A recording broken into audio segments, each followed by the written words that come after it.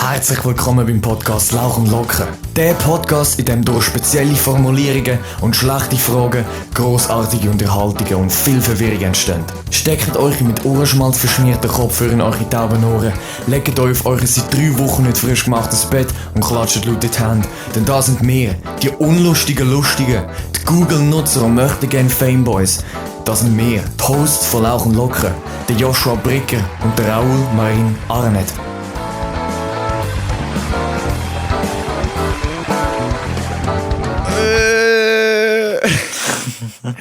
Da sind wir wieder mit der unfassbar 11. Folge von Lauch und Locker. Nach einer kleinen Pause.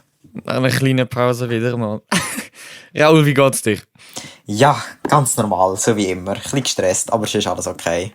Ein bisschen gestresst, wegen dieser scheiß Praktikum. Yes, Praktikum. Wenn wir den Leuten, die nicht von der Endkasse sind und die Situation nicht kennen, mal erklären, was momentan abgeht. Können wir gern. Fang mal an. Also, wir müssen von der Schule aus im 2. Schuljahr in der FMS immer ein Praktikum machen. Für 3 Wochen. Ich glaube, von Mai bis im Juni irgendwann. 17. Mai, 4. Juni. Genau. Und jetzt mit Corona ist es deutlich erschwert, überhaupt etwas zu finden. Geschweige denn für 3 Wochen. Also, ja. Und keine Ahnung, wir haben alle so ein bisschen die Hoffnung gehabt, dass die Schule jetzt einfach sagt, ja, wir müssen es absagen. Es hat keinen Sinn so. Aber irgendwie hat uns der Rektor gesagt, sage ich jetzt mal, ihr habt euch nicht genug Mühe gegeben, nicht mein Problem, sucht weiter. Wir so, easy, in dem Fall. Und jetzt steht immer noch ein grosser Teil mit nichts da, glaube ich. Ja. Er hat irgendwie zwischenzeitlich gedacht, ja, wir finden garantiert eine Lösung und es wird uns allen Hoffnung geben. Und ich glaube, viele haben in dieser Zeit sogar aufgehört, nach Praktikas zu suchen, wenn ich es richtig interpretiert habe. Ja, sind es halt alle einfach aufgegeben. Ja, weil es also wirklich... Und eben hat er gesagt, ja, wir finden da eine Lösung und so. Nachher hat er so eine Umfrage reingeschickt, wo wir so ausfüllen müssen, ob man schon ein Praktikum hat, wie viele Bewerbungen man rausgeschickt hat und so, tralala. Und nachher hat er dann halt so wie statistisch halt gesehen, ja, was für Fachrichtungen am meisten irgendwie dann auch halt kein Praktikum haben oder so. Oder welche Probleme haben und so. Und Überraschung, eigentlich fast 100% von den Leuten, die kein Praktikum haben, sind aus der Fachrichtung Gesundheit. Was ein Wunder. Und wir haben dann gehofft, ja komm, irgendwie vielleicht eine Lösung und so. Und jetzt hat es plötzlich geheißen, nein, sucht weiter. Übrigens, am 17. Februar müssen wir dann Praktikumsvereinbarung abgeben, sonst könnt ihr in der Mikro arbeiten. Geil. Ja, also weißt du, das Ding ist, bis am 17. habe ich niemals die 3 Wochen. Ja, nie, also, never. Ich zweifle sehr stark, dass ich bis in 4 Tagen das habe. Also wie gesagt, ich habe jetzt zum Glück ja voraussichtlich, ich sag mal, es ist ja noch nicht mal 100% sicher, aber es hat ziemlich zuversichtlich gelungen, habe ich die 3 Wochen voll. Aber ich weiss, dass ich vielleicht mit irgendwie 2 anderen aus der Klasse oder einer anderen aus der Klasse wirklich alle 3 Wochen voll habe, wenn ich eine definitive Zusage bekomme. Da bekomme ich am Dienstag gesagt. Also ja. Und dann hat es irgendwie geheißen, ja, wir müssen an dem Typ da schreiben, wenn wir irgendwie das Gefühl haben, wir haben die Woche nicht voll und müssen dann das Praktikum in der Ferien wiederholen. Aber welche Ferien eigentlich? Also, ja, keine Ahnung. Sommerferien oder meint ihr irgendwie Frühlingsferien? Kommen die auch noch, glaube ich. Keine Ahnung. So einfach in der nächsten Ferien wahrscheinlich. Ja, also es ist so ein Witz. Es ist richtig schwach, finde ich. Es ist ein verdammter Witz. Also, vor allem dann hat also ein Superrektor noch so geschrieben, ja, er klopft noch einmal bei den grossen Betrieben an. Ich habe so das Verlangen ihm zu schreiben, ja, wie sind Sie eigentlich? Haben Sie schon Rückmeldung bekommen? Weil ich bin mir so zu 100% sicher, dass er einen absoluten Scheiß gemacht hat und die einen absoluten Scheiß zurückgeschrieben haben. Ja, also ich meine, jetzt zum Beispiel das KSA, der Kantonsspital. Also jeder Kantonsspital wahrscheinlich hat halt momentan schon mega Probleme. Und die können nicht noch mehr Leute, also weißt, zu sich holen, die in Gefahr bringen, plus müssen sie dann eigentlich auch noch den Aufwand betreiben, uns zu zeigen, wie Sachen funktionieren, bis wir überhaupt selber etwas machen können. Ja, und vor allem, es ist auch so, also wir sind ja jetzt in dem Praktikum, wo wir jetzt machen, ja nur 3 Wochen. Wir haben ja dann in der 4. FMS haben wir dann quasi 6 Monate lang. Aber jetzt ist es ja wirklich nur 3 Wochen. Das heisst, es ist quasi wie so eine komplett beschissene Zeit in diesen 3 Wochen. Kannst du uns eigentlich fast nichts Richtiges zeigen, wo wir irgendwie selbstständig könnten machen oder wo wir sie irgendwie könnten unterstützen.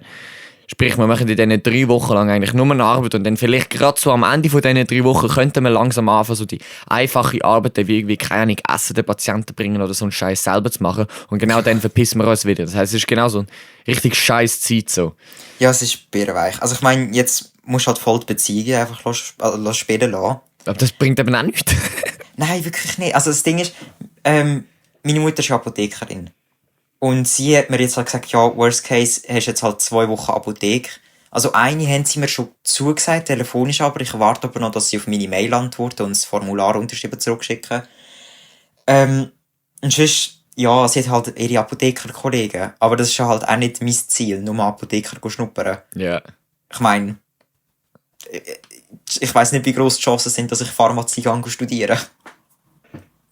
I swear. Also, das hat meine Mutter auch gesagt, ey komm, geh doch mal in die Apotheke, du musst... Also sie hat so das Gefühl gehabt, was eigentlich total Sinn macht, ich muss irgendwo hin, wo so Sachen verkauft werden, wo ich irgendwie nicht an Patienten bin. Sprich, eben Apotheke oder auch so ein Orthopädie-Geschäft, wo halt so Prothesen oder so halt einfach verkauft oder so, weißt du, so halt, wo du im Laden stehst, wo jetzt nicht unbedingt so kritisch ist, wie halt jetzt irgendwie Physiotherapie, Ergotherapie, Chiro, was auch immer, wo du halt wirklich näher an den Patienten bist. Und dann habe ich eigentlich gesagt, ja, ey, aber sorry, ich wüsste nicht einmal, wie ich eine verdammte Bewerbung dieser Apotheke schreiben sollte, weil ich habe keinen Bock, die anzulügen im Sinne von, ja, ich will unbedingt Pharmazie studieren und es ist mein grösster Traum, jemals Apotheker zu sein, weil das stimmt einfach nicht. Es juckt mich ein absoluter Bullshit. Aber ich kann auch nicht schreiben, ja, ich kann halt in dem anderen Scheiß nicht bekommen, also komme ich jetzt da halt, ja, ihr seid halt so meine letzte Wahl. So. Ja, also ich weiss voll, was du meinst. Und ich meine, Apotheker an für sich finde ich selber eigentlich voll spannend. Aber ich zweifle einfach stark an meine Fähigkeiten, dass ich jemals Pharmazie würde und könnte studieren. Das ist mehr mein Ding. Aber ja, ich meine. Aber ich glaube im Fall, das ist schon krass. Ich glaube, wenn du bei Pharmazie studierst, also nicht Lehre als Apotheker machst, sondern Pharmazie studierst, dann hast du glaube ich, grosse Chancen, so irgendwie so ein Chef oder Leiter von so einer Apothekerreihe zu werden. Ja, also ich meine, und dann, es ist ja keine Lehre, sondern du musst ja das Studium machen, um Apotheker werden. Sonst bist du nur Pharmaassistent. Das sind einfach stimmt. Verkäufer, mehr oder weniger. Aber ja, also ich meine, meine Mutter hat mir halt auch so ein bisschen erzählt, wie das ist. Und ich doch nicht was, alles das Pharmaziestudium. Und bei meinen Grosseltern daheim hat sie immer noch so einen Kasten mit so ganz vielen kleinen Gläschen drin, mit irgendwelchen Kräutern und so. Also weißt du, was sie auswendig hat müssen lernen, auf Deutsch und Latein. oh, scheiße. Dann denke ich mir so, Junge. Boah, Also, nein. oh. Aber weißt du, das finde ich krass, was ich immer wieder krass finde. Es gibt so viele Gesundheitsberufe, so eben Apotheker, Ergotherapeut, Physiotherapeut, Sportphysio, ich glaube Massage ist inzwischen auch ein Studium oder so, medizinische Massage oder so. Und Chiropraktik, es ist irgendwie, das Medizinstudium ist einfach ein Zusammenschluss aus all dem Scheiß. Also, ich weiß nicht, aber ich meine, die Ärzte müssen ja die ganzen Medikamente und so auch kennen. Das heisst, die müssen ja genau den Scheiß auch lernen. Ja, Oder das nicht? stimmt. Ja, sie müssen es auch lernen. Aber ich weiss halt nicht ganz bis zu welchem Ausmaß. Ja, sie tun sich eigentlich so ein bisschen anschneiden halt. Also nicht so wie Apotheker, aber ich meine, die Ja, müssen ja sie- auch Medikamente verschreiben. Also ich Ja, meine, die logisch, müssen schon in wissen, wie die Spital wirken. gibt's ja und so. auch also Sachen. Medikamente, meine ich, nicht Sachen. Ja.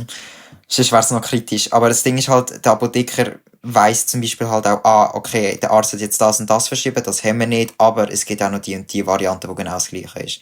Also die Ja, sind einfach klar. ein bisschen informierter auch aktuell, hätte ich gesagt. Ja, als natürlich Apotheker. fachspezifisch einfach mehr ins Detail bildet halt. Yes. Aber weißt du, was ich krass finde? In der Nachbarschaft haben wir eine Freundin von einem Kollegen, die ist jetzt mit ihrem Medizinstudium fertig. Ist fertig geworden. Und sie hat einfach so literally gesagt, ey, wenn du Medizin fertig studiert hast, kannst du nichts.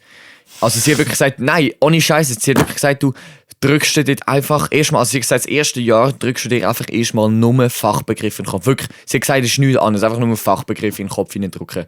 So, eben, was so Dorsal, Lordose, was weiß ich, der ganze Scheiß, Kyphose, alles Mögliche, der ganze Check, was wir so ganz winzig angeschaut haben. So, Ja. aber wirklich so seitenweise, einfach nur Fremdwörter lernen, Lateinisch. Und dann tust du noch ein bisschen so Theorie anschauen, ja, wie tut man nähen und so ein ganzer Scheiß und dies und das und jenes, aber wenn du rauskommst, kannst du nichts. Und dann nach dem Studium fährst du ja quasi an als Assistenzarzt im Spital oder in einer Praxis oder so. Und sie hat gesagt, erst dort fährst du dann eigentlich an, so das zu lernen, was wichtig ist. Also, Ja, das ist heavy. es ist so lollig, Alter. Und vor allem, was mich jetzt aufregen würde, sie hat ja jetzt eben erst ganz jetzt abgeschlossen und sie hat natürlich nichts können feiern, weißt du so. Ich meine, stell dir das vor, Alter, du hast probably eines der schwierigsten Studiengänge bestanden. Und ich glaube, sie war sogar noch saugut gewesen. Und dann kannst du wegen dem verdammten Corona nicht mal feiern, Alter. Das ist schon... Ey, weisst du, wie würde mich das aufregen, Was Junge? mich auch aufregt, ist das ewige... Also aufregt, ich meine, ich verstehe es voll, aber es regt mich... Warte, ich muss erst mal ausreden. Leck doch her.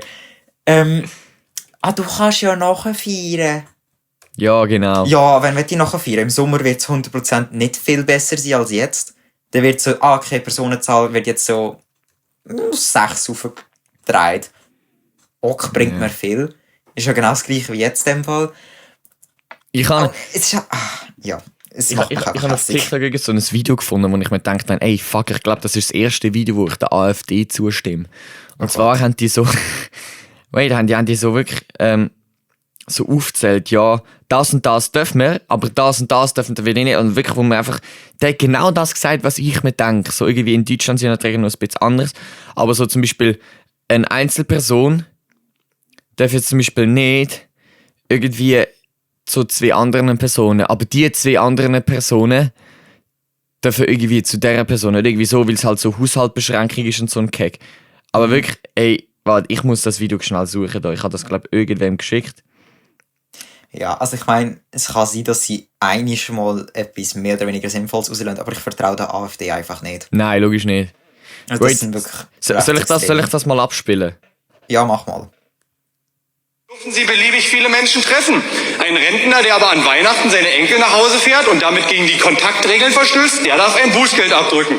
Im Bus werden Sie wie die Sardinen eingefercht, an der Bushaltestelle aber müssen Sie 1,50 Meter Abstand halten. Sie dürfen auf die Kanaren oder nach Dubai in den Urlaub fliegen, aber am Harz eine Hütte irgendwo im Wald mieten, das ist verboten. Sie dürfen in der Kirche einen Gottesdienst besuchen, aber im Freien mit mehr als 6 Leuten Kaffee trinken oder mit mehr als 5, das geht gar nicht. Eine Person darf 2 weitere aus einem Haushalt besuchen. Diese 2 weiteren dürfen aber nicht diese Person besuchen. Das steht so 1:1 in der Einleitungsverordnung. Ich kann Sie nachher zitieren, Frau Pehle. Ich habe mir das nämlich genau durchgelesen, was da drin steht. Ich kann aber noch weitermachen. In ein Solarium dürfen Sie jederzeit gehen, in eine Bibliothek aber nicht. FFP2-Masken müssten Sie jetzt verpflichtend nehmen. 1 Jahr lang haben die Stoffmasken gereicht. Jetzt reichen sie plötzlich nicht mehr. Jetzt müssen Und so weiter. Ja gut, Also man kann natürlich, es ist sehr provokant. So ja, das ist halt seine AfD. Ausdrucksweise. Sehr provokant und so, ja, ich kann das ganz zitieren und so, aber zum Teil muss ich schon sagen, ja, fuck, irgendwie hat er schon recht. Ja, es stimmt schon. Also die Sachen, die er gesagt hat, es ergibt nicht alles Sinn, aber man muss halt eben denken, häufig sind Teilsachen öffentliche Orte, wie jetzt zum Beispiel das mit dem Gottesdienst oder der Kirche da. Ich meine, das ist ein öffentlicher Ort, dort hat es viel Platz. Also das kannst du nicht unbedingt vergleichen mit... Das stimmt schon, aber ich weiss jetzt nicht, die haben, glaube nicht mal eine Personenbeschränkung in der Kirche. So, und dann heisst es ja draussen, wo du noch mehr Platz hast, darfst du dich mit Maximum 6 Personen treffen. So, hä? Gut, aber das... Ja, also... Ich komme zu wundern, wie viele Leute überhaupt noch in die Kirche gehen. Du, ich glaube, die Senioren, das sind noch, noch relativ viel.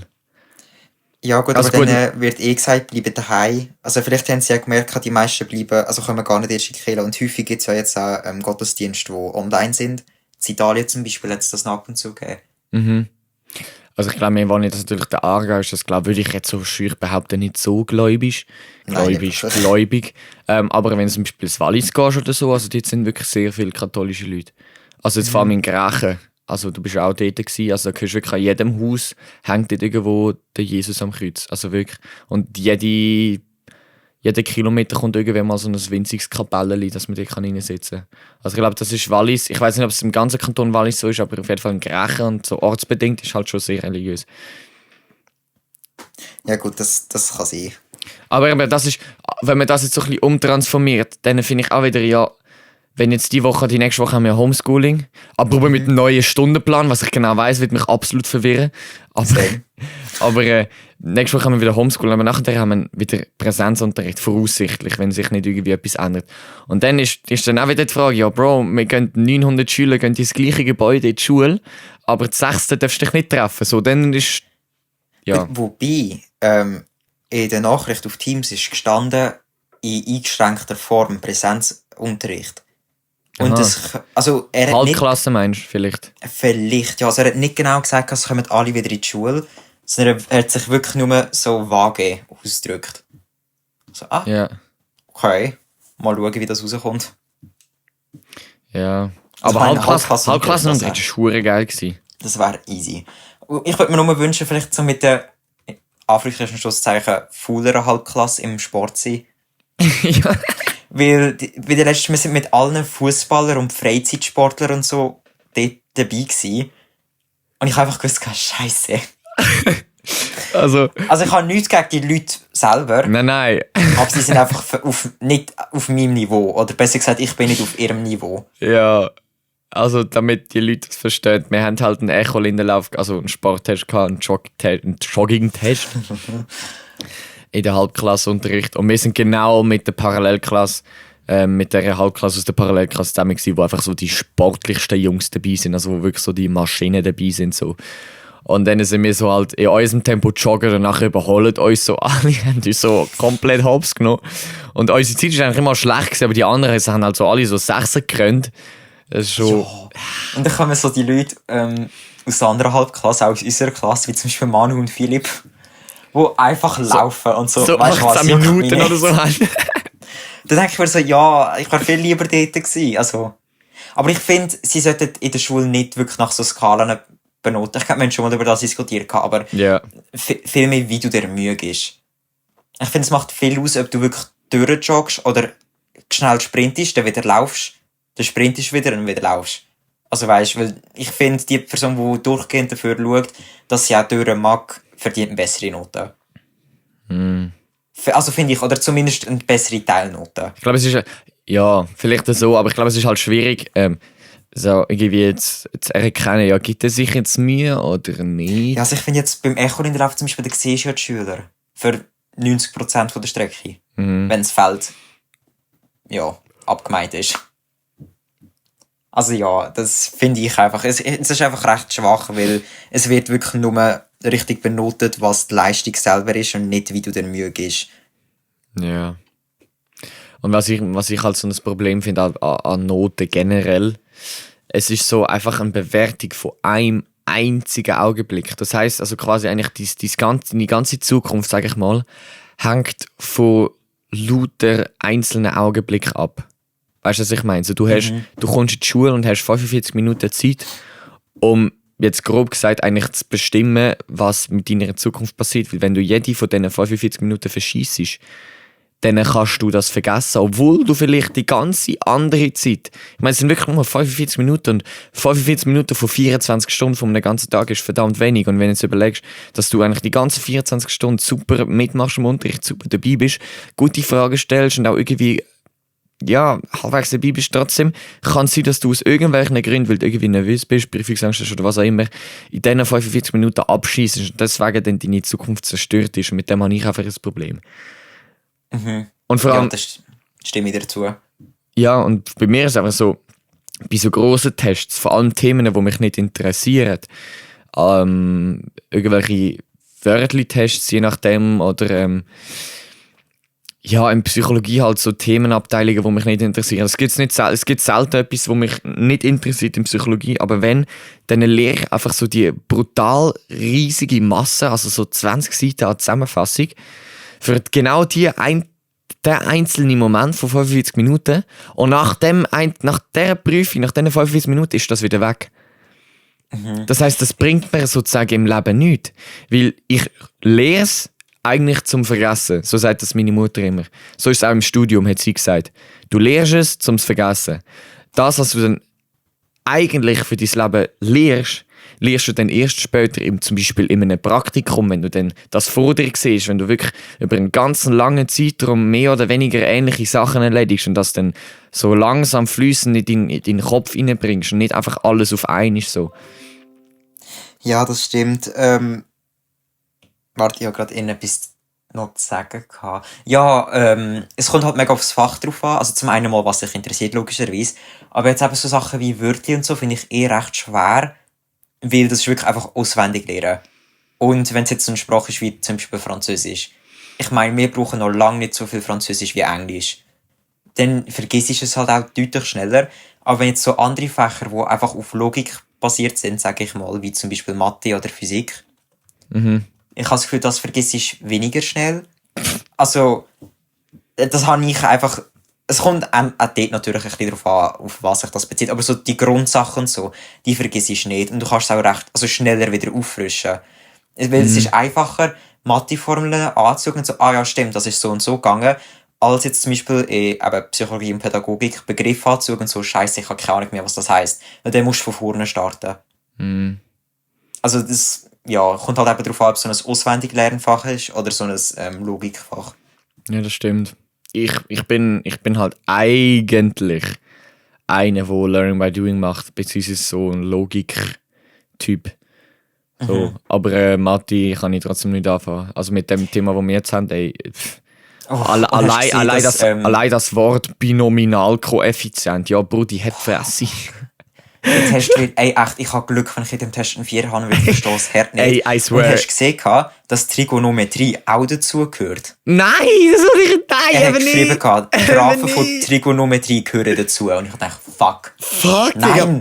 Weißt du, ist ja nicht so, dass ich den Test nicht wirklich so gut gelaufen ist von Trigonometrie, oder so, ja. Er ist okay gewesen. Nicht gut, aber okay. Ja, okay, aber wenn der in Kombination mit dem absolut schlimmsten Thema, wo ich noch nie gut bin, kommt. Same. Mein Gott, das Problem ist bei so Wahrscheinlichkeitsrechnung und so, dass schon im 10. Schuljahr haben wir das angeschaut.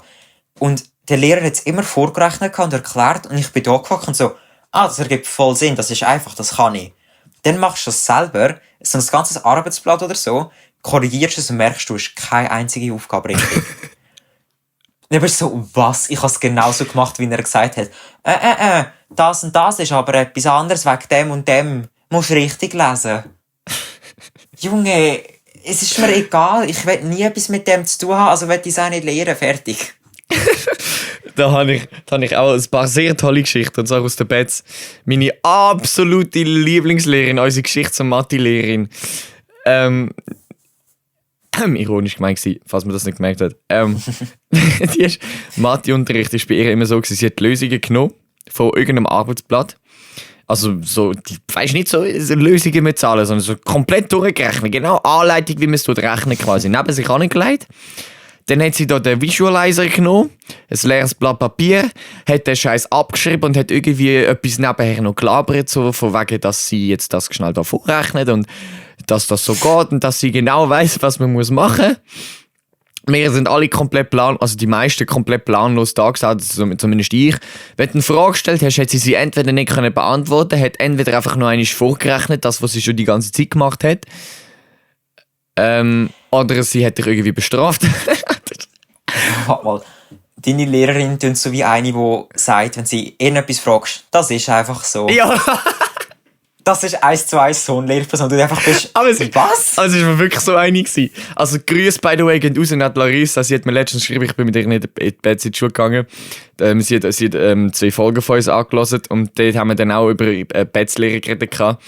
Und sie hat es mit gewissen Lehrern auch nicht so wahnsinnig gut gehabt. Und sie ist so wir zwei mit noch einer anderen sind so die gewesen, die immer irgendwie einen Schnorren aufgemacht haben, wenn also irgendetwas nicht passt hat. Und ja, eben, Grüße gehen raus an dieser Stelle. Aber die Lehrerin, ich habe sie so gehasst. Ich weiss noch genau, der eine Moment war und dort ist sie wirklich, dort hat sie zum ersten Mal Angst vor mir gehabt. Im Sinne von, fuck, ich habe etwas Falsches gesagt, er könnte mich jetzt an die Schulleitung verpfeifen. Und so haben wir so Mathe-Prüfung zurückbekommen. Wir haben es halt so Tisch so 3 Reihen gemacht gegen vorne. Also so 1 Reihe links, 1 Reihe in der Mitte und 1 Reihe rechts oder 2 Reihen, irgendwie so. Auf jeden Fall hat es in der Mitte, hat's zwischen mir und einem anderen halt einfach so einen Gang gehabt.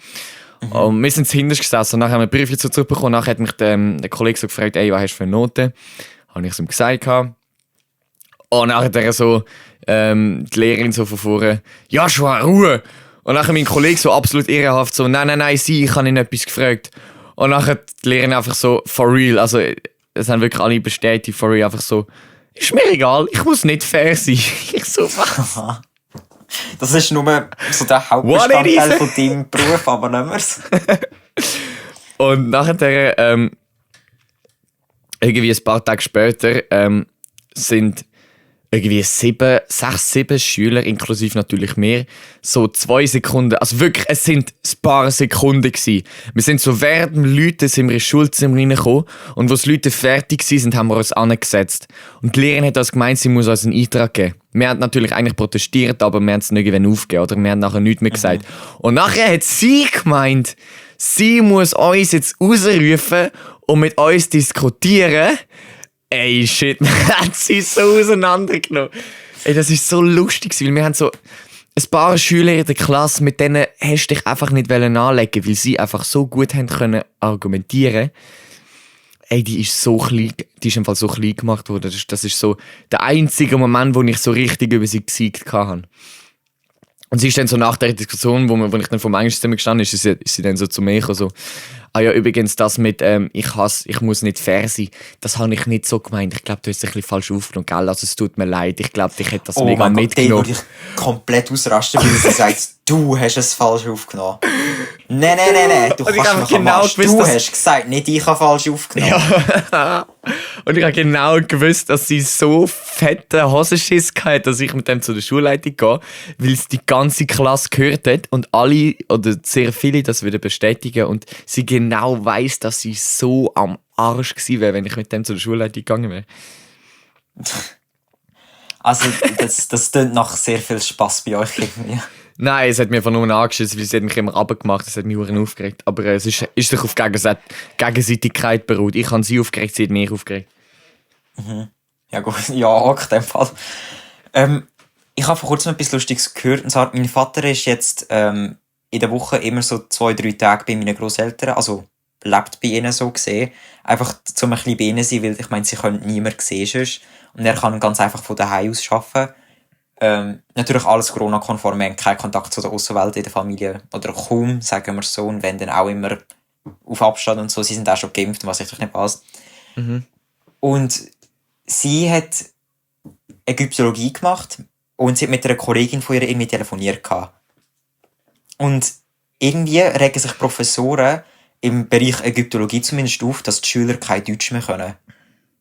Also schreiben.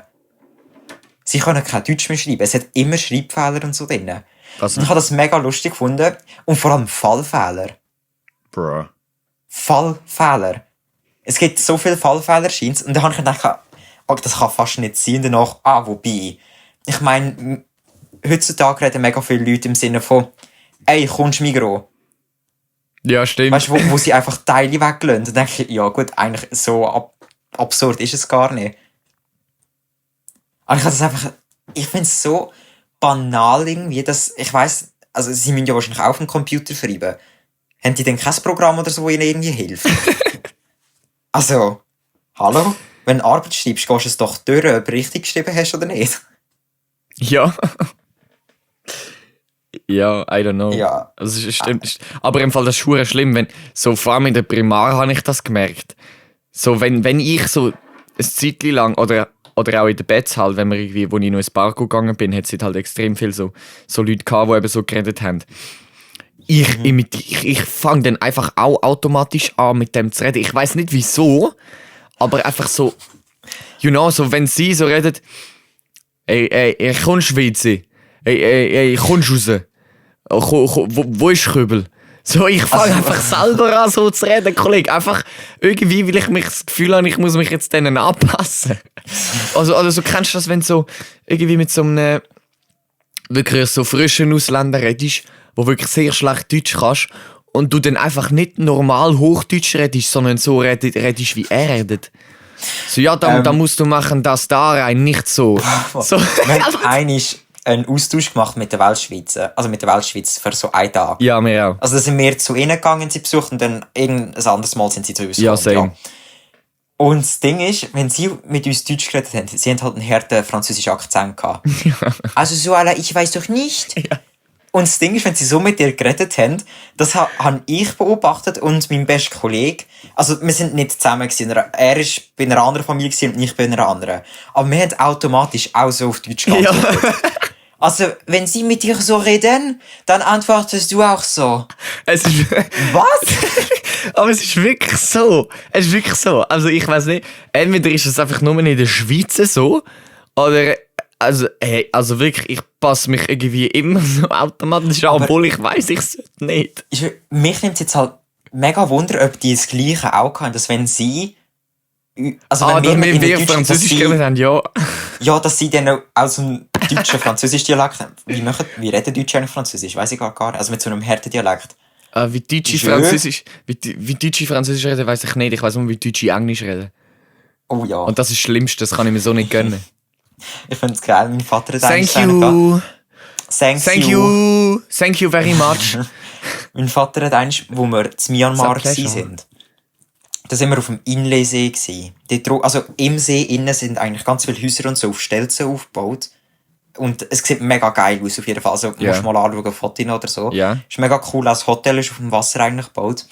Und dann hat er unseren Tourguide auch gefragt, so I see some houses are built on the land and some in the Wasser. Und wir haben nicht mehr können. Ich meine, ich verstehe es, dass also das mit in the Wasser, verstehe ich voll, dass wenn es halt, weißt, vom Übersetzen her passiert es vielleicht mal. Aber es ist in dem Moment so lustig, meine Schwester und ich haben nicht mehr können. Und er hat uns so gehasst in dem Moment. Ja, Alter, es ist wirklich... Also es ist wirklich... Also ich habe mir auch letztens habe ich so Interviews mit Rammstein angeschaut. Wieso einem, ich weiss nicht, mir ist langweilig gewesen. Ich kann mal etwas über Rammstein googlen. Und die sind Also ja... die Band. Ja, die Band, ja. Ah, okay. Und die sind ja so, wenn ich es richtig weiss, als einzige deutsche Band, die auf Deutsch singt, so unfassbar erfolgreich. Also die haben ja auf Videos zum Teil so 145 Millionen Aufrufe und vor allem in Russland oder in den USA sind sie extrem erfolgreich. Das liegt an dem, dass sie halt so alle deutschen Klischees erfüllen. Halt der Till Lindemann, der Sänger, tut das R so wunderschön deutsche Rolle. Sie haben so provokante deutsche Texte und so weiter. Also eben, so deswegen sind sie halt so erfolgreich. Auf jeden Fall sind die dann dort halt auf irgendeinem Heavy Metal Festival in den USA gewesen. Und nachher sind die dort halt interviewt worden. Und auf Englisch logischerweise. Oh Gott. Und das ist... Also der E-Gitarrist, der hat mega gut Englisch geredet, dem hast du fast nicht angemeldet, aber der Sänger, der Till, Alter. Ey, ja, so nicht können. Ey, das ist wirklich zum Brüllen im Fall. Oh Gott. Und das ist so wie der Ueli Maurer.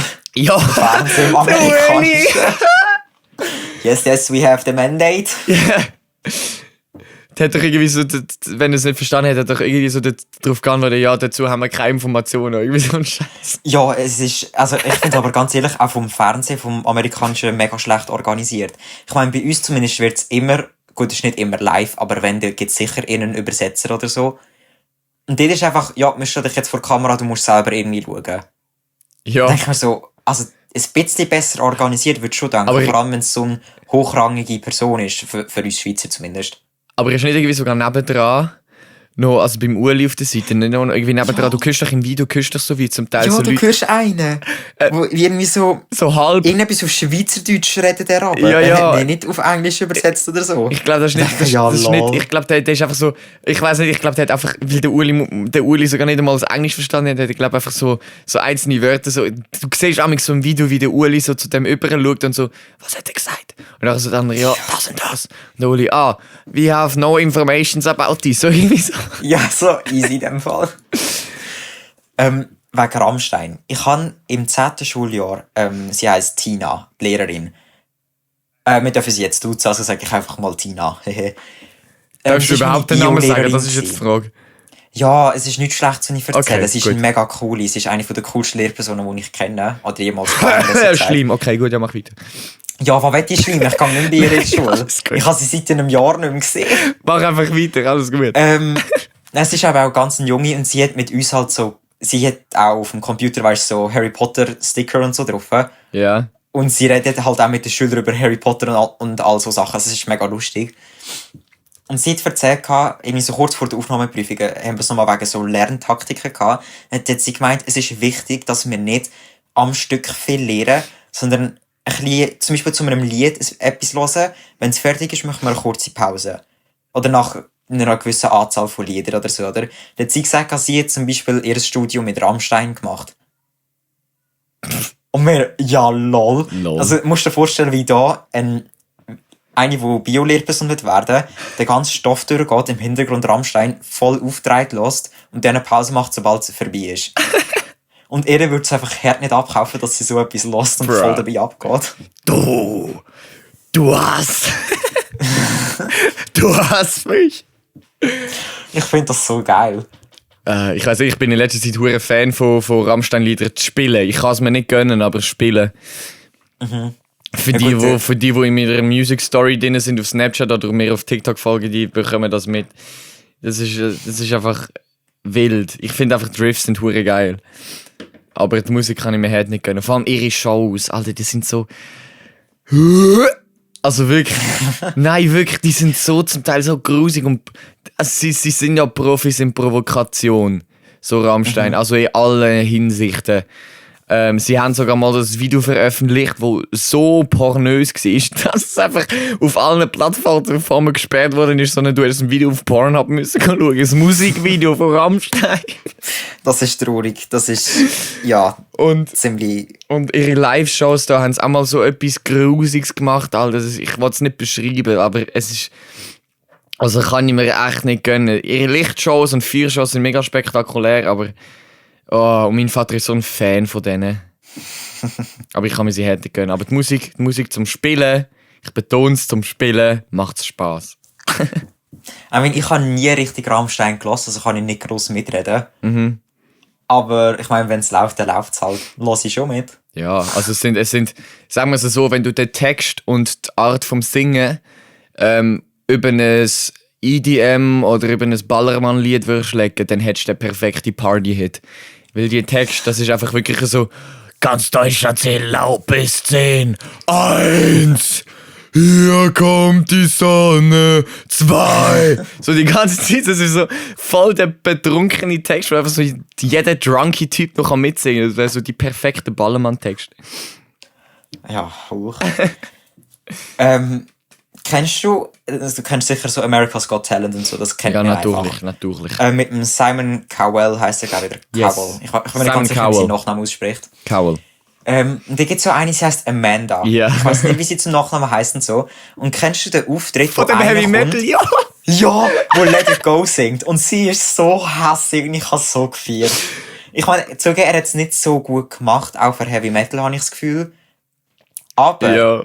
Die Reaktion von ihr der Amanda ist einfach weg. wert gewesen. Welches Lied hat denn eigentlich gesungen? Let It Go. Genau. Wegen dem ist sie so hässlich geworden. Also für die, sie liebt es irgendwie. Für die das Video nicht kennen, die müssen euch das unbedingt reinziehen. Es ist so bei AGT, ist so einer gekommen, der gesagt hat, ja, ich will Let It Go singen. Und nachher am Ende so, oh, I love this song, it's my favorite song. Ja. Und nachher kommt einfach Musik und er singt es einfach in einem fucking Screaming, Alter.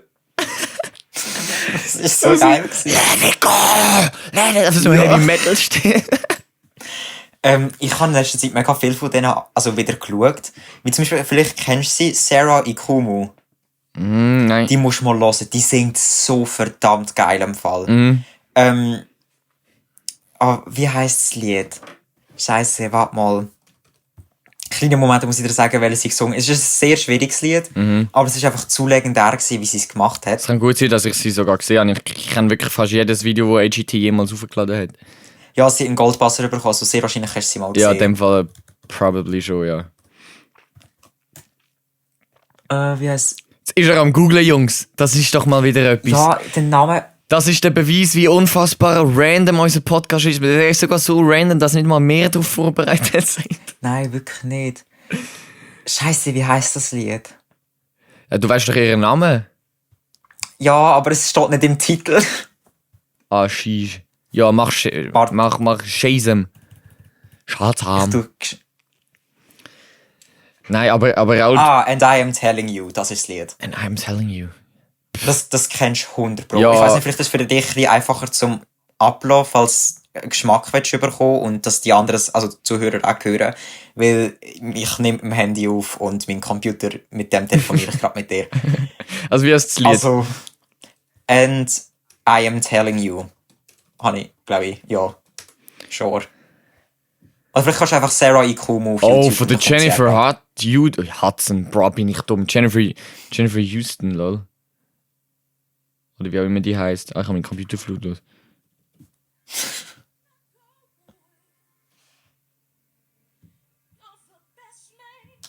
Ja, logisch kenne ich das Lied. Die Wait. hat das so geil gesungen im Fall. Vor allem, sie ist nur 15.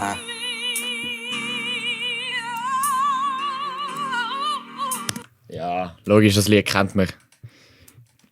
Ich kenne sogar die Jennifer, die aus so einem Video, wo so ein Strassenmusiker ist, die einfach so dazugestoßen und hat mitgesungen. Huren episch. Ich glaube, Jennifer Hudson ist doch auch bei America's Got Talent gewesen. Also sie heisst tatsächlich Hudson. Ich habe schon gedacht, das ist Houston. Du meinst wahrscheinlich schon Whitney Houston. Ja, ich weiß, aber ich habe gedacht, die sind irgendwie... Ja, der Alter, ich bin blöd. Aber Ich dann glaube, sie heisst... heisst Hudson.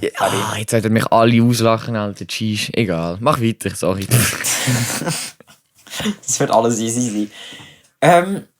Sie ist doch, glaube ich, auch ursprünglich bei, glaube ich, Britain's Got Talent oder America's Got Talent gewesen. Entweder oder, bin mir nicht ganz sicher. Und sie ist aber nicht weitergekommen irgendwann. Also sie ist bei der ersten Performance, haben sie weitergelassen. Danach hat Simon ihr gesagt, ich glaube, du bist überfordert in dieser Show. Das ist die letzte Person, in der du sagst, du bist überfordert für eine Talentshow. Das ist richtig brutal. Sie und Tom Jones haben auch schon hure geile Lieder gesungen bei... Wo machen sie bei The Voice mit? Ist Australia? Britain? Australia, oder glaube Amerika? Bin ich ganz sicher. hier. Die singen so geil zusammen im Fall. Hallo, jetzt weiss ich, woher mir die gerade bekannt vorgekommen ist. Ja, moin. Stimmt, die haben nochmal so, die singen immer mal wieder so, jammen immer mal wieder zusammen bei The Voice. Habe ich ja schon ein paar Videos geschaut. Ja, das ist so geil. So ein geiles Blues-Lied haben sie mal zusammen gesungen. Ich Fett finde, nice. The Voice ist allgemein eine mega coole Show, weil dort kommt es nicht auf auf Geschichten von den Personen drauf an, also für die Jury zumindest nicht. Wir müssen nicht irgendwie sagen, von wegen, ja, meine Mutter ist gestorben, wegen dem widme ich das an sie. Ja. Es tut mir noch so leid, aber das ist mir egal. Ja, es wäre... Es geht darum, dass du talentiert bist und du singst. Nicht darum, was mit deiner Mutter oder sonst irgendjemandem Ja, passiert ist. ist wirklich so... Es klingt hure hart, aber wegen dem finde ich The Voice eigentlich geil. Ja. Ausser The Voice Kids. Ich weiss nicht, also ich meine, wenn sie so Jugendliche sind, so, keine Ahnung, bis wann dürfen wir dort mitmachen? Bis 17? 16. 16? Ich finde, alles zwischen 14 und 16 easy. Aber alles unter 10, also und 10. Oder alles drunter einfach, will ich nicht hören. Mhm. Tut mir leid, das so zu sagen, aber ich höre einfach nicht gerne zu, wie Kinder singen. Ja. Oder bei den allermeisten zumindest. Also ich meine, ich muss halt sagen, ich habe The Voice Kids halt früher einfach viel interessanter gefunden wie jetzt, weil ich damals natürlich in einem Alter war, wo ich dort selber hätte mitmachen können und wo auch ich mich irgendwie dazu, ich kann so ein bisschen relaten oder so, weißt du, so. Aber jetzt bin ich natürlich auch viel mehr Fan von The Voice of Germany. Erstens, weil natürlich dort jetzt auch viele Leute mitmachen, die im ähnlichen Alter sind wie jetzt irgendwie ich oder meine Schwester oder so. Und zweitens, weil ich einfach von der Stimme her das einfach extrem interessant finde. Also es sind einfach viel so die ausgebildeteren Stimmen, viel voluminöser, viel erwachsene, viel, ja, keine Ahnung, ich kann es nicht beschreiben, aber ich finde, es bin ich gleich meine wie du jetzt inzwischen. Ich habe noch eine, ich bin mir nicht ganz sicher, wie sie heißt, aber sie heißt Katie Caden, das ist sie, glaube ich. Sie sieht ganz speziell aus und sie macht mega coole Performance. Also ihre Performance ist genauso, wie sie aussieht, wenn man das so sagen darf. Okay.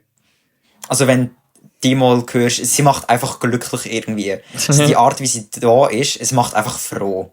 Und ich finde, das ist auch noch wichtig bei so, also bei einem Sänger irgendwie. Weißt du, dass sie einem im Kopf bleiben. Ja, klar. Die müssen irgendwie einen Wiedererkennungswert haben. Sonst, ja. Ey, wir sind jetzt schon bei 44 Minuten. Du weißt, was das heisst. Yes, sir. Let's go, Alter! Der Fragengenerator Folge, keine Ahnung was. Let's go. Der Fragengenerator. So. Also. Dann tue ich mal anfangen zu spinnen, würde ich sagen, oder? Yes, go Also, ahead. ich mach das erst, ich fange an. Ist Beziehung scheiße? Tendenziell, ja. Ja, finde ich auch. Also, ich kann nicht wirklich aus Erfahrung reden. So ist es nicht. Aber es gibt genug Leute auf dieser Welt, die sich darüber aufregen, in einer Beziehung zu sein.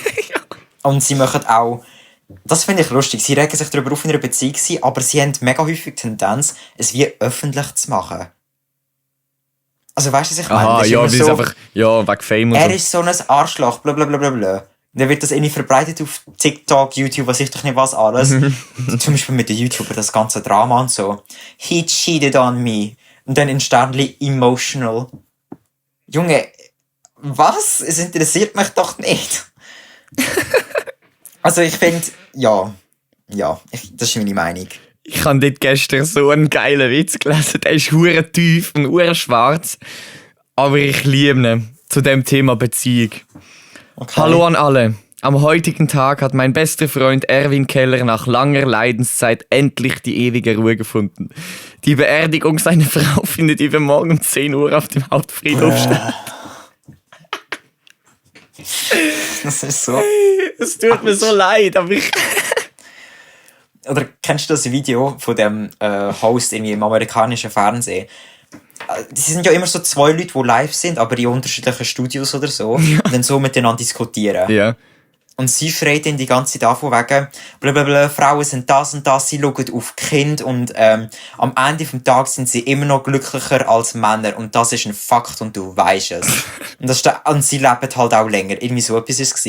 Und seine Antwort darauf war, ja, wenn Männer mit so Frauen wie du verheiratet sind, dass sie nur anschreien, wenn sie einfach vorher sterben. Ja.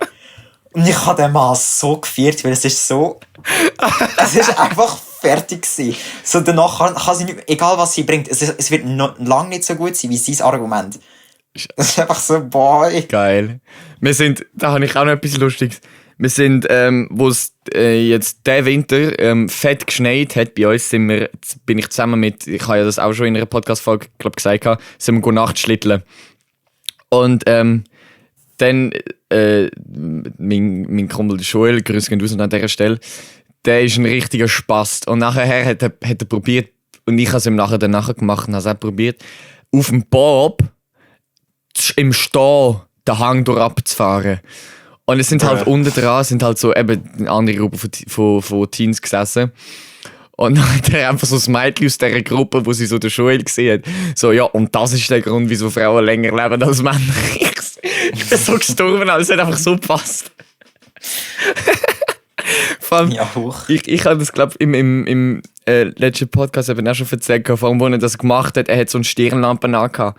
Und nachher ist er so ein bisschen gefahren und nachher ist so, ich glaube, er hat es mit dem Schlitten eben probiert, nachher ist der Schlitten so vorne eingesteckt und er ist so kopfüber in den Schnee reingefallen. Nachher hast du einfach so plötzlich gesehen, wie das Licht ausgeht. Dann weißt du genau mit dem Gesicht voll in den Schnee rein. Aber nein, das war einfach lustig. Aber ja, also, ist Beziehung scheiße, aber willst du noch etwas ergänzen? Nein, ist alles okay. Okay, also ist Beziehung scheiße? Fazit, ja. Gut, du bist dran mit dem tollen Drehgeräusch. Nice. Jetzt keep it simple. Ist Respekt ein Gewinn? Jetzt kommt wieder so unsere liebe Deutschlehrerin. Ist Respekt eine Tugend? Ah. Ey, das Ding ist, ich könnte dir immer noch nicht sagen, was genau eine Tugend ist. Irgendwie ist es so, ich weiss, was es ist, aber ich kann es nicht erklären oder definieren oder Aber so. es gibt so viele Sachen. So, kennst du das auch, wenn so deine Grosseltern dich irgendwie fragen von einem Jugendwort, so, was heisst das eigentlich? Und ich so, ja, was keine meint ihr Ahnung. mit Jid? Ja, Du bist so, ja, I don't know. Also wirklich. Aber ja, ist Respekt ein Gewinn? Ja, ich würde schon sagen. ja, also ich meine, wenn du es hast, dann ist immer gut. Aber ich meine, du musst es halt einfach immer in den richtigen Situationen zeigen. Ich meine, in teils Streit kann es dazu kommen, dass man wirklich keinen Respekt mehr füreinander hat und manchmal ist es auch einfach angebracht. Wenn jetzt gegenüber so einem totalen Neonazi ist und so, dann habe ich keinen Respekt vor dir. Tut mir leid. Nein, weißt du, tut mir nicht leid. Ja, also ich weiß nicht, ich habe das Gefühl, so Respekt ist eigentlich so das, was jetzt vor allem den bestimmten Leuten fehlt, sage ich jetzt mal, oder wo sehr vielen Leuten, auch sehr viele Kinder extrem fehlt. Also du hast ja auch schon erzählt, wie so ein kleiner Kinderkerl einfach zu dir kam, dich ans Bein gegeben hat gesagt, fick dich, und weitergelaufen ist. Ja, du bist so was. Nein, also ich finde wirklich, Respekt ist etwas, wo ich kann mal sagen, habe ich im Judo ist so das Ding gsi, wo ich am meisten gelitten. So, ich habe mal in der Primar habe ich Huren auf Beef gehabt, ja, mit Leuten. Und nachher sind die dann immer so, hey, ich mach Karate, ich mach dich kaputt. Und dann habe ich mir nur gedacht, ja Kollege, willst du Karate machen, dann wirst du Lehrer Respekt gegenüber von anderen jetzt haben. Weil das ist eigentlich so der Hauptsinn vom Kampfsport oder von vielen Kampfsportarten, vor allem wenn sie japanisch sind. Judo ist ja japanisch, deswegen, ja, I don't know. Ich finde, Respekt ist wichtig, man muss es zeigen. Eigentlich zu jeder Situation, jetzt außer eventuell, wenn jetzt halt eben, wie du gesagt hast, so ein extrem Neonazi oder so ein Scheiß vor dir steht, ja, dann hätte es eigentlich nicht verdient, so, Respekt zu bekommen. Ja, so ganz extreme Leute, ja. Dann finde ich es nicht mehr okay. Und dann kommt es halt auch noch ein bisschen darauf an, in welchem Bereich extrem. Wenn jetzt jemand sehr streng religiös ist oder so, dann habe ich nicht keinen Respekt zum Beispiel. Ja, logisch. Dann ist es einfach viel mehr, das ist in dem Fall deine Sache, dort kann ich nicht gross dazu stehen. Also probiere ich mich einfach von dem Thema nicht irgendwie zu beeinflussen lassen. Ja. Aber ich muss sagen, grundsätzlich, also es gibt ja in der Schweiz gerade ja zur Zeit oder schon länger her ja immer das Video viral da von dieser einen Rassistin da mit dieser roten Haar, ein bisschen dicklich, wo sie auch betrunken ist und so, und wo dann dort so ein paar Jogginghosenträger dumm anmacht. Sag ich jetzt einfach mal. Hoch? Ich weiss nicht, das Video hast du sicher schon gesehen, oder? Ich weiss es nicht. Probably schon. Ich glaube, das hat fast jeder gesehen. Also es ist halt einfach so eine Frau, die ist Nazi bzw. Rassistin, und dann sind dort halt so, ja halt so, ich weiss nicht, darf man Jugo sagen? Darf man Jugo sagen? Jetzt nicht als Beleidigung gemeint. Darf man das sagen? Weiss es nicht. Dann sage ich dann sage ich einfach so, wahrscheinlich so Türken, Mazedonier, Balkan, halt einfach Ausländer. Ich sage einfach Ausländer. Also aus dem alten Jugoslawien. Genau, so Jugendliche aus dem alten Jugoslawien, genau. Sind jetzt so halt am Rumhängen und einfach so, ja, halt am Reden, weiss nicht, vielleicht gibt es einen Ziege oder was auch immer. Einfach so, man kann es einfach chillig miteinander am Rumsitzen. Oder? Nachher kommt halt so die Frau und macht sie so Huren, also wirklich richtig rassistisch an, ja, Huren Drecksausländer, da verschmutzen unsere Welt und so. Und auch wenn ja eigentlich das sehr extrem ist, was ich auch eben diesen Typen wirklich muss gut sprechen, die sind die ganze Zeit ruhig geblieben, sind immer komplett respektvoll gegenüber ihr gewesen. Also sie hat die angespeuzt und dumm angemacht und alles Mögliche. Und die sind einfach chillig geblieben und gesagt, ja, haben darüber gelacht und fertig und warten, bis sie vorbei ist. Und ich finde, wenn halt in solchen brenzligen Situationen, aber so solche Situationen halt Respekt zeigst, dann kannst du dir halt auch echt viel Ärger ersparen. Jetzt selbst, wenn es so ein Extremistin ist. Das Problem ist dann halt einfach, das Ding ist, wenn du ruhig bleibst und also immer noch Respekt zeigst und so, werden sie hässig. Und wenn ich habe eins gesehen, wobei, warte mal, ist das Video, sind sie bei so einer Dönerbude, also Dönerbude, so einem Waggon, wo Essensding? Weiß ich nicht. Okay, nein, vielleicht meine ich eben es anders, aber es war ganz ähnlich gewesen. Und die sind einfach nur dort, sind irgendwie gegessen oder so. Und sie hat sich aufgeregt, dass sie dort sind. Und sie ist auf ihn zugelaufen und hat ihn wirklich eigentlich anfangen zu schlagen. Ja, das ist sie. Ja, das ist die und gleiche. Er hat sie nur angelenkt, dass sie nicht näher kommt. Also weißt du, im Sinne von, er hat die Hand gerade ausgestreckt und nicht mehr. Und sie hat gerade angefangen umzustellen, von wegen, er hat mich schlagen, was ich doch nicht was und alles. Und begrabst, glaube ich, auch noch irgendwie so. Das finde ich geht gar nicht. Wenn jemand sagt, der hat mich schlagen oder der hat mich geschlagen oder so. Also ich meine, erstens mal, schlagen, das kannst du so an für sich nicht unbedingt sehen. Ja. Vor allem, also wenn es auf Video ist, hast du verloren. Ja. Und es ist halt einfach wirklich schwach, wie nur etwas, dann einfach blöd zu tun. Also auch so etwas, was ich nicht okay finde, ist, wenn zum Beispiel jemand behauptet, ich mache jetzt echt kein Vergewaltigungsopfer oder so, aber wirklich nicht, ich stehe noch voll hinter denen, also ich unterstütze die Opfer, nicht die anderen. Aber wenn jemand behauptet, er hat mich vergewaltigt oder so, nur weil die Person berühmt und reich ist, Also weißt du, was ich meine? Ja. Zum Geld bekommen zum Ja. Beispiel. Das finde ich so nicht okay. Also so eine Lüge geht einfach gar nicht. Ja. Das macht mich richtig hässig dann. Also es muss natürlich erstmal auffliegen, dass es eine Lüge ist. Ich meine, sonst würde ich sehr wahrscheinlich schon abkaufen, aber wenn jetzt rauskommt, ich habe auf Ton oder sonst irgendwie eine Aufzeichnung, wie sie mit irgendjemandem darüber einen Plan macht, von wegen, ich habe vorne zu verklagen wegen Vergewaltigung, was ich doch nicht was alles, obwohl es nicht passiert ist. Also ja. Das geht mir einfach komplett gegen den Strich. Ja, logisch, same. Aber das ist in der Bets im Fall auch so üblich gewesen.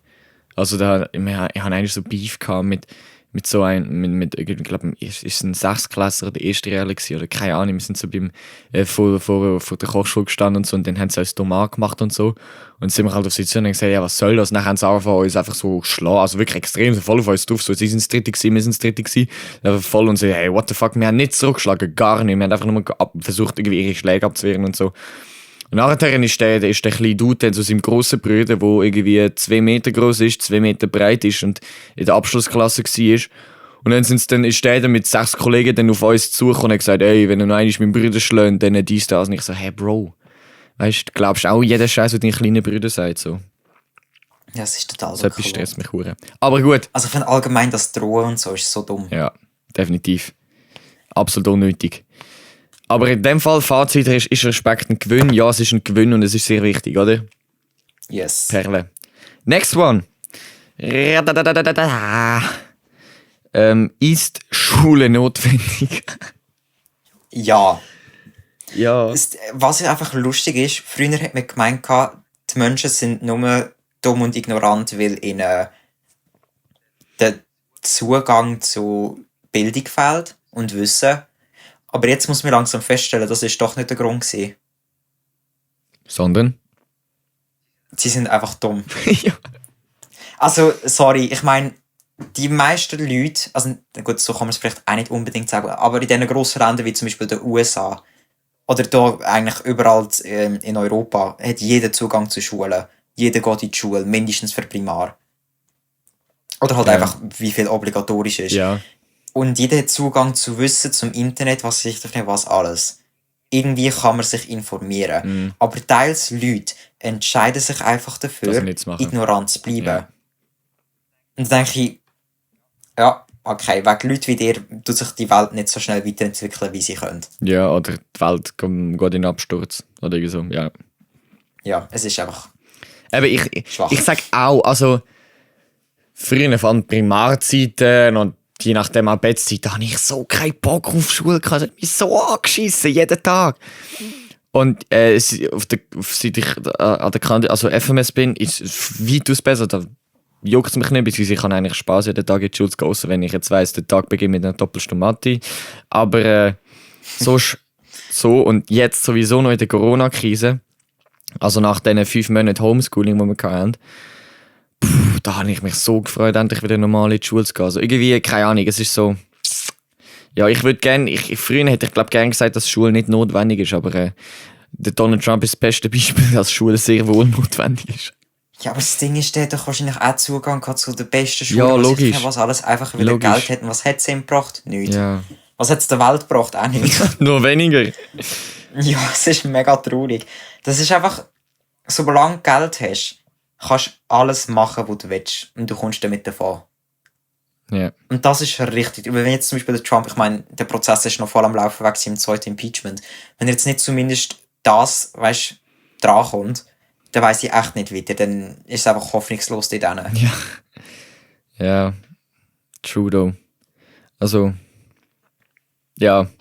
Also eine ganz klare Antwort, Schule ist notwendig, so oder so, in allen Ländern. Ja. Und ich finde auch, es müsste in allen Ländern, die Bildung müsste garantiert sein und die Grundbildung müsste gratis sein, beziehungsweise bezahlbar.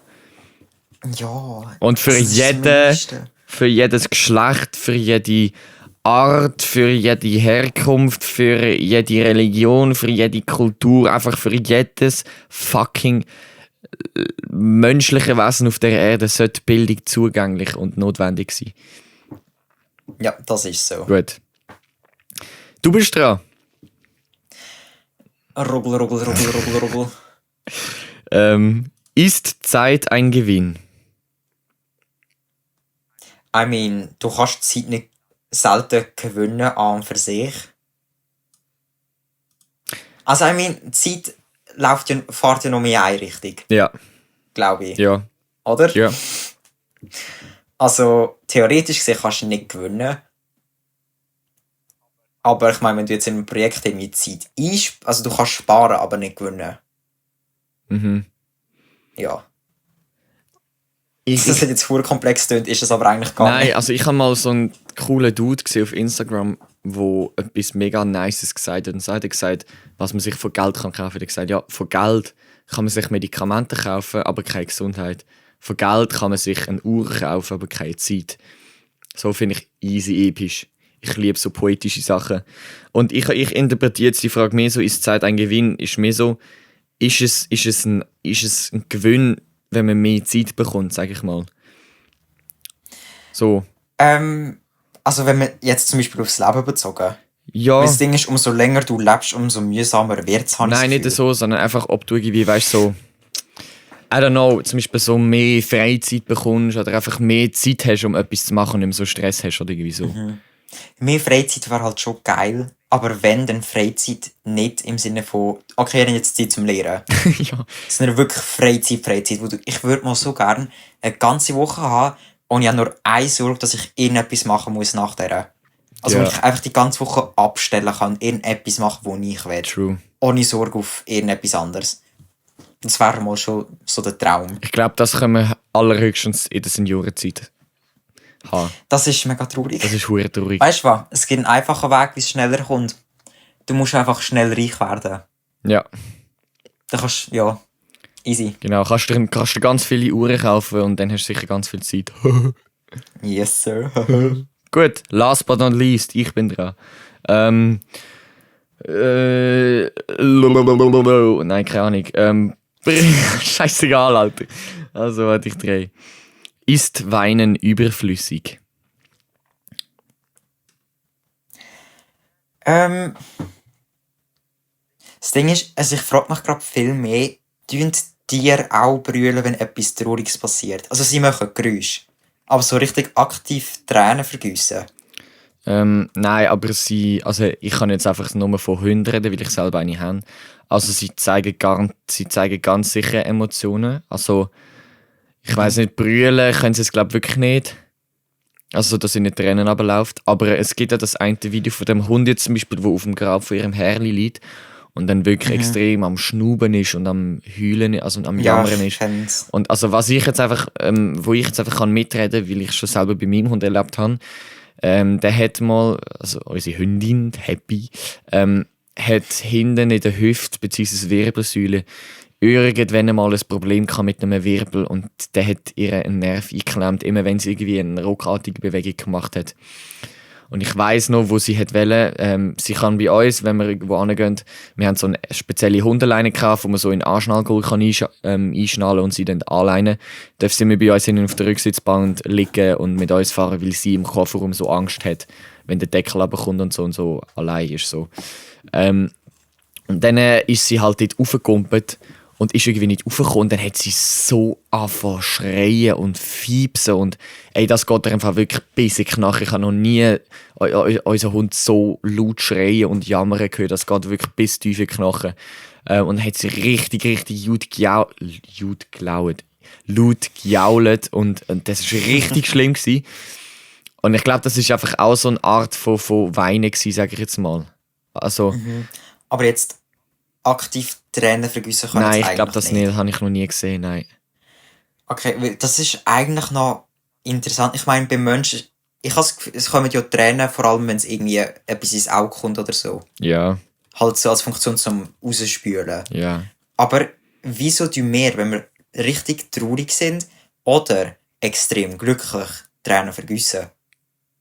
Das stimmt eigentlich. Ja. Also ich meine, es ist ja nichts im Auge oder so, es ist nichts falsch mit dem, sondern du fängst einfach automatisch an zu heulen. Ja, das ist eine sehr philosophische Frage. Wieso? Oder biologisch, je nachdem, wie es anschaust. Ja.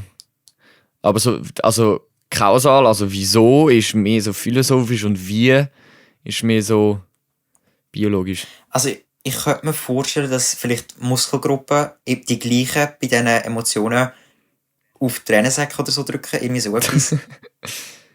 Also so tue ich es mir jetzt einfach Ist mal das wirklich, erklären. wird dort wirklich einfach Wegen irgendetwas dem- rausgedrückt? Hey, nein, eh nicht. Doch, es gibt schon Muskeln, die draufdrücken. Schon. Also ja, sie werden, glaube ich, irgendwie zusammen. Also so habe ich es Da im habe ich Kopf jetzt zumindest, aber traurigerweise das einfach ist zu jetzt wenig erst ein Ahnung. Zeitchen her.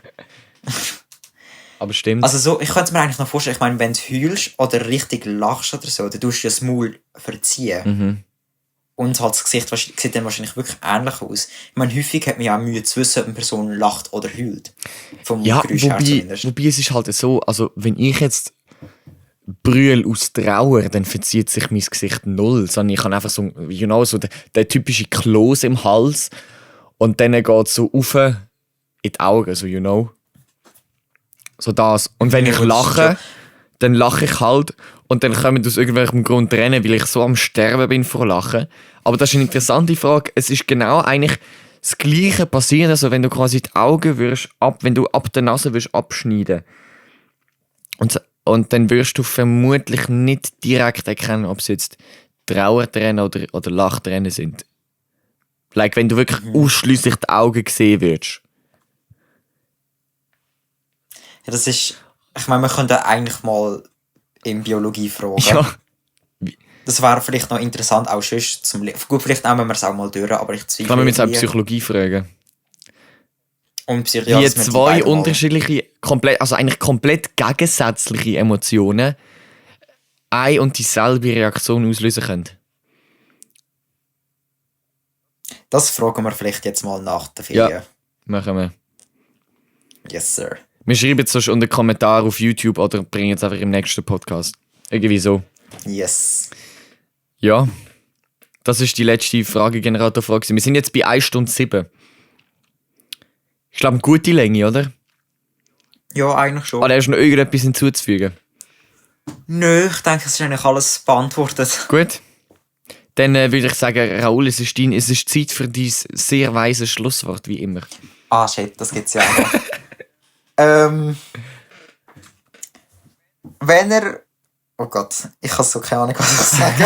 Komm, du hast... Wenn ihr euch nicht sicher seid, ob ihr glücklich sind oder traurig, dann einfach heulen. Das ist die Antwort auf beides. Wehe! Hier dies. Es gibt sogar halbwegs Sinn. Ja. Wonderful. Also ja, danke, dass ihr oder du, wenn wir dich persönlich ansprechen, wo jetzt da gerade den Podcast hörst, bis zum Schluss dranbleiben sind. Für Support, danke für alles. Schöne Woche, verreckt nicht an Corona und ja, Bis zum nächsten Mal. bis zum nächsten Mal. Wiederschauen. Ade. Adieu. Tschüss. Das war es leider auch schon gewesen. Die schlechten Fragen sind alle beantwortet und die unlustigen Witze von den spontanen Gulu-Gulu-Nutzer und möchten gerne Fanboys Josh und Raoul beantwortet wurden. Wir hoffen, dass es euch ihre Zeit wert war, unseren Blödsinn anzuhören. Falls ihr noch irgendwelche Fragen oder Ideen hättet, könnt ihr die uns gerne einfach anschmeißen. Und wir bedanken uns ganz vielmals für eure Unterstützung. Bis zum nächsten Mal. Ciao zusammen. Peace out.